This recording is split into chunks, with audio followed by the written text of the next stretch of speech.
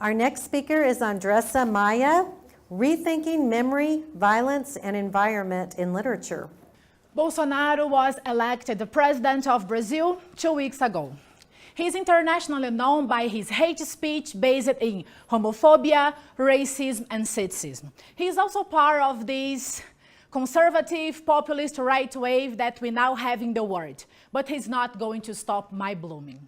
In 2016, he was one of the senators in Brazilian Congress that voted in favor of Dilma Rousseff's impeachment. And Dilma was the president of Brazil at that moment. And he dedicated his vote to Ustra, an army commander that tortured Dilma during dictatorship while she was fighting against a repressive government. And he's not going to oppress women's blooming.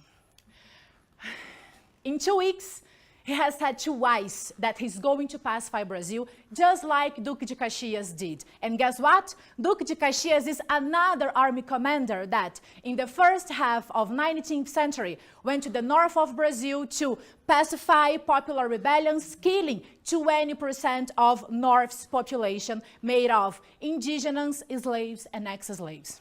But in the end, what is the relation between Bolsonaro, Dilma, Ustra, Duque de Caxias, dictatorship, and literature? Well, it is through literature that we can access these silence discourses that has been repressed by the institutionalized truth promoted by governments. Literature helps us to navigate through a sea of remembrances that can materialize not only discourses, but also bodies that has never been found, opening space to mourning and resistance.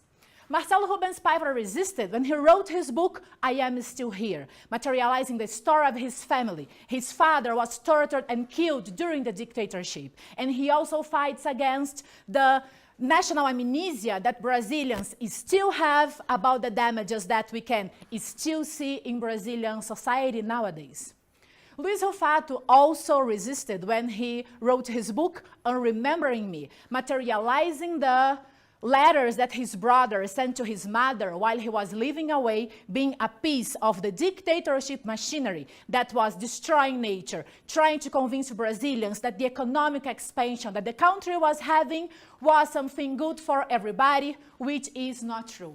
Therefore, it is through and at literature that we can use the word resistance to subvert pain into force and courage to fight against repressive governments. We women resist, Brazilians resist, and literature resists. Thank you.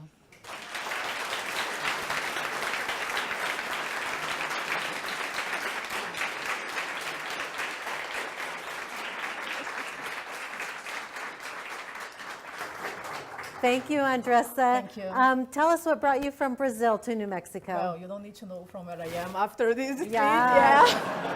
Well, actually, I am here because I discovered that UNM has a great Portuguese program, and they paid my scholarship, tuition, everything. So I'm here. And what do you think about Albuquerque? A year ago, I didn't like it. I didn't like green chili. I didn't like the dry weather. I still don't like the dry weather, but now I do like green chili, and I like to live here. I do like to live here, and I was enchanted by the enchanted land, definitely. Great. And what's next for you?